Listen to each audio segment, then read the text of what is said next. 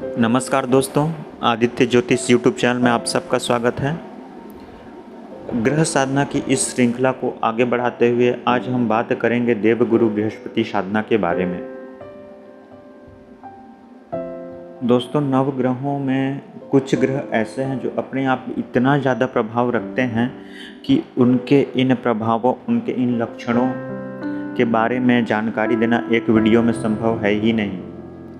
उसी में एक ग्रह है बृहस्पति। दोस्तों, अगर इस ग्रह के बारे में पूरी विस्तार से चर्चा की जाए तो यह चर्चा एक या दो वीडियो में संभव नहीं है, और मैं चाहता हूं कि मैं इसके बारे में आपको पूरी जानकारी दूं, और हो सके तो इसके 2-3 वीडियो भले लग जाएं, लेकिन वो 2-3 वीडियो मैं आप लोगों के लिए बनाऊंगा।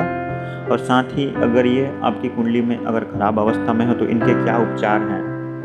कुछ उपचार ऐसे होंगे जिनका उपयोग सिर्फ वही लोग कर पाएंगे जिनकी कुंडली में बृहस्पति या तो त्रिकोण के स्वामी है या उनको कारकत्व प्राप्त है। और कुछ उपाय सार्वभौमिक होंगे, मतलब इनका उपयोग वो सब लोग कर सकते हैं। अब मैं इसके बारे में जानकारी देना प्रारंभ करता हूँ।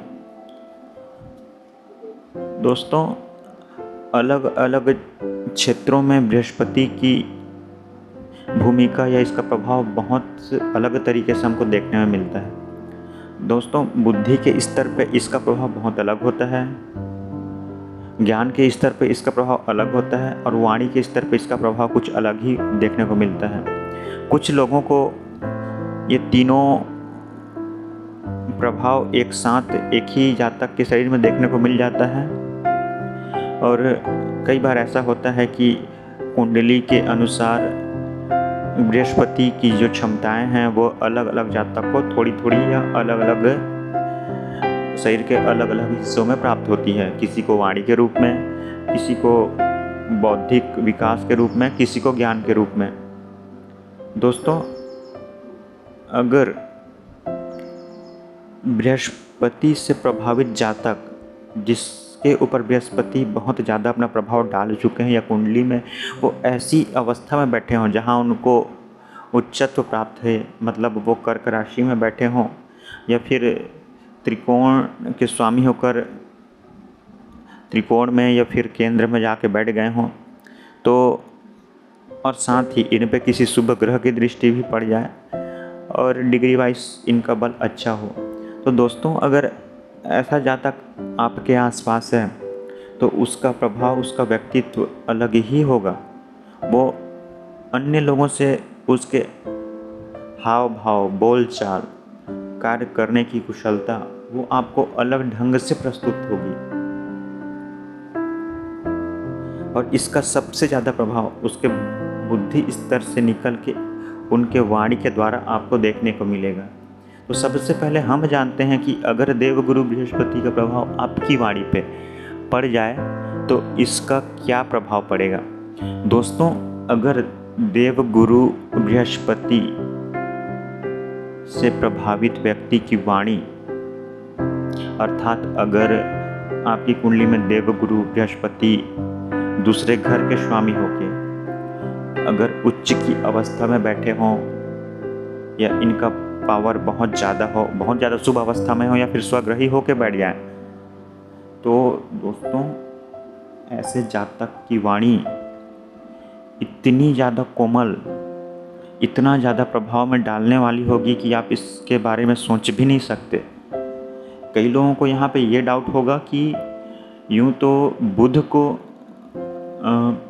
इस वाणी का कारकत्व प्राप्त है और वाणी में निखार जो है शुक्र की वजह से आता है, वाणी में आकर्षण शुक्र की वजह से आता है, तो आप तो यहाँ पे ये बता रहे हैं कि बृहस्पति से हमको वाणी में बहुत ज़्यादा तेजस्विता या फिर बहुत ज़्यादा प्रभाव देखने को मिलता है।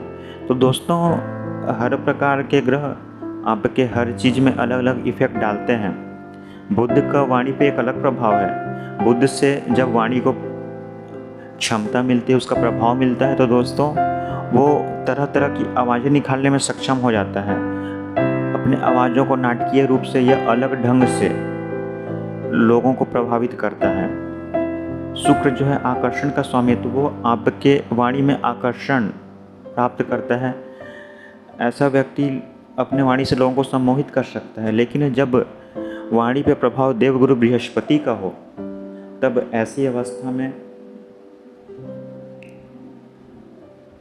वह व्यक्ति जो बातें करेगा वह ज्ञान के क्षेत्र में करेगा। वह जिस टॉपिक की बात करेगा दोस्तों, उसके बारे में उसको संपूर्ण जानकारी होगी, गहराई तक उस क्षेत्र के बारे में पूरा नॉलेज होगा उस व्यक्ति को। यही नहीं, अगर ऐसा व्यक्ति को किसी एक टॉपिक के बारे में रिसर्च करने को कहा जाए और उसके बारे में बोलने को कहा जाए, या ऐसे व्यक्ति किसी एक टॉपिक के बारे में आपको सेमिनार देता है, उस व्यक्ति के मतलब उस टॉपिक के बारे में आपको प्रवचन सुनाता है, तो ऐसे व्यक्ति की वाणी को सुन के लोग उसके बातों में बंधे रहते हैं। जब तक वह बोलना बंद नहीं करता तब तक लोग बिना थके उसकी बातों को सुन सकते हैं, उसकी बातों से बोर नहीं होते। यही नहीं कि अभी जहाँ तक बोलना स्टार्ट किया, पुस्तक से कुछ रटे रहे बोल के, पुस्तक से कुछ चीज़ें रट के आ गया, उसको बोलना शुरू कर दिया, तो लोग उस चीज़ को सुन के तो बोर होंगे। लेकिन जो बृहस्पति से प्रभावित जातक होता है, इसकी वाणी इतनी प्रभावशील होती है और उसका बुद्धि का जो स्तर होता है बहुत ज़्यादा ऊंचे लेवल का होता है।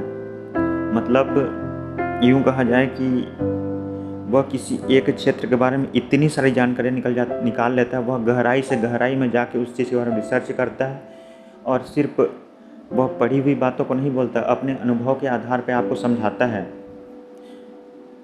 और अगर ऐसा व्यक्ति एक प्रवचन करता हो जाए, या ऐसा व्यक्ति शिक्षा के क्षेत्र में एक शिक्षक हो जाए, या ट्यूशन पढ़ाने वाला हो, या एक व्यापारी हो, खासकर कपड़े का व्यापारी, तो दोस्तों अपने बातों से ही लोगों को इतना ज़्यादा जागरूक कर देगा कि लोग सिर्फ उसी से जानकारी लेना पसंद करेंगे। वह जब लोगों को पढ़ाएगा, लोगों को किसी बारे में शिक्षा देगा, तो उसके बारे में संपूर्ण जानकारी देगा और लोग उसकी बातों को इस तरीके से समझेंगे जैसे कभी उस टॉपिक पे किसी और ने समझाया ही ना हो। वो इतनी जानकारी दे सकता है। अगर व्यक्ति प्रवचन करने पे आ जाए तो बुरे से बुरे व्यक्तियों को मन को बदल के उनके व्यक्तित्व को प्रभावित करके वह अपनी तरह उनको बनाने की क्षमता रखता है। बुरे से बुरे व्यक्ति के व्यक्तित्व को बदल के उन्हें अच्छे इंसान को बनाने पर मजबूर कर देता है।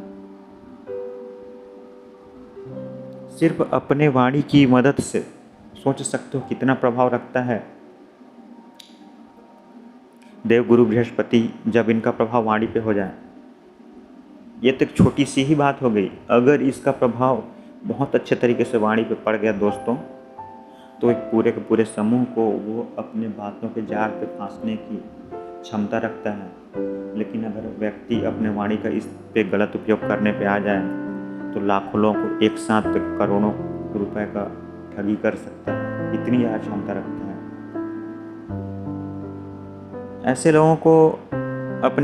ऐसे लोग दूसरे लोगों को अपनी बातों में बड़ी आसानी से फंसा भी लेते हैं। ये उनके लिए कोई बहुत बड़ी बात नहीं है।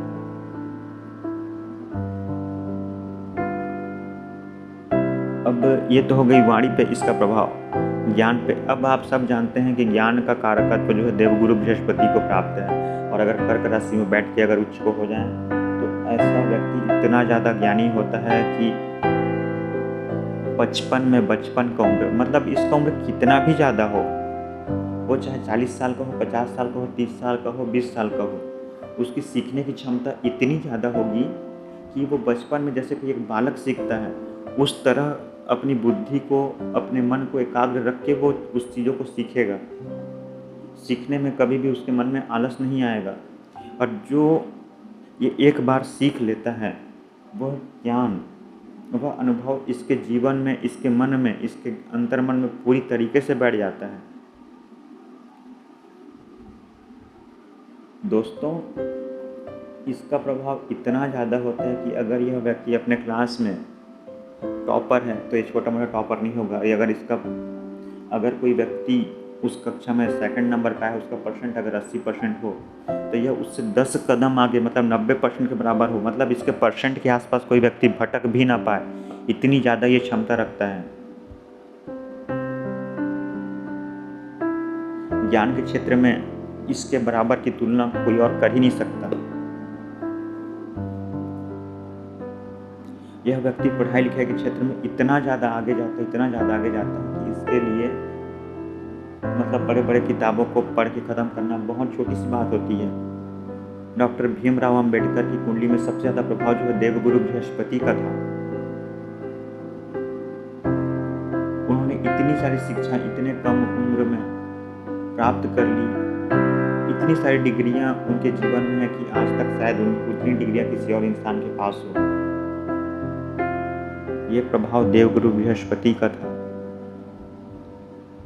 वाणी का प्रभाव अगर आप जानना चाहेंगे तो आप देखिए कि स्वामी विवेकानंद जी जब वो बोलते थे तो लोग समय की परवाह नहीं करते थे। कब उनका भाषण खत्म हुआ, कब दिन से रात हो गया, लोगों को पता नहीं चलता था, इतना ज़्यादा प्रभाव। दोस्तों, सबसे ज़्यादा आश्चर्यचकित कर देने वाली जो क्षमता देवगुरु बृहस्पति की है वो मैं आपको बताता हूँ। आपने अखबारों में या फिर कई बार टीवी चैनल्स में ऐसे लोगों को देखा होगा जिन्हें कुछ चीज़ें पूरे मुँह ज़बानी याद रहती हैं। कुछ पुस्तकें उन्होंने इस तरीके से रट डाली होती है, मोटी मोटी पुस्तकें। अगर उस पुस्तक के बारे में आप उनसे कुछ भी चीज़ पूछते हैं तो उस चीज़ का आंसर वो ऐसे बताएंगे पेज सहित कि आपने जो क्वेश्चन किया है उसका उत्तर ये है, वो इस पुस्तक के इस पेज में इस लाइन पे लिखा हुआ है। इस तरीके से बताने की क्षमता रखते हैं। कई लोगों ने तो ऑक्सफोर्ड डिक्शनरी को इस तरीके से रट डाला है कि किस शब्द का मायने, उसका अर्थ क्या होता है और वह जो वर्ड है इस डिक्शनरी में कौन से पेज में और कहाँ पर लिखा हुआ है, यहाँ तक उसको याद रहता है। सोचो, मतलब इतना ज़्यादा प्रभाव देवगुरु बृहस्पति अपने आप पे रखते हैं।